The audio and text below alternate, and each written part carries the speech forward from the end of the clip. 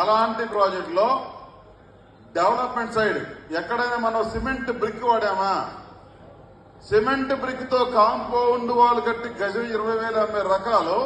కనీసం రెండో వైపు కూడా ప్లాస్టింగ్ చెయ్యాలి అనే శ్రద్ధ కూడా లేని కంపెనీలు మాత్రమే చూసిన పరిస్థితుల్లో తార్ రోడ్డు గవర్నమెంట్ వేస్తేనే సంవత్సరం దాటి నిలబడిన పరిస్థితుల్లో 5 సంవత్సరాల నుంచి అంగుళం తార్ రోడ్డు కూడా డిస్టర్బ్ అవ్వని క్వాలిటీతో వేసిన పరిస్థితుల్లో మామూలుగా రోడ్లు పైప్ కలవట్లు వేసే దగ్గర స్ట్రాంగ్ గా ఆర్సీసీ సిమెంట్ కలవట్లు వేసి డెవలప్ చేసిన లేఅవుట్ లో క్రోటాన్స్ మొక్కలేంటి, అవెన్యూ ప్లాంట్స్ ఏంటి, డిఫరెంట్ థౌజండ్స్ ఆఫ్ వెరైటీస్, లక్షలాది మొక్కలు, మొక్క కూడా మొలవని ప్రాంతంలో లక్షలాది మొక్కలను నాటి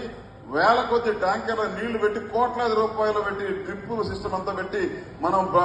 మొక్కల్ని కాపాడించి ఒక మంచి అందమైన గార్డెన్స్ డెవలప్ చేసిన ప్రాజెక్ట్ లో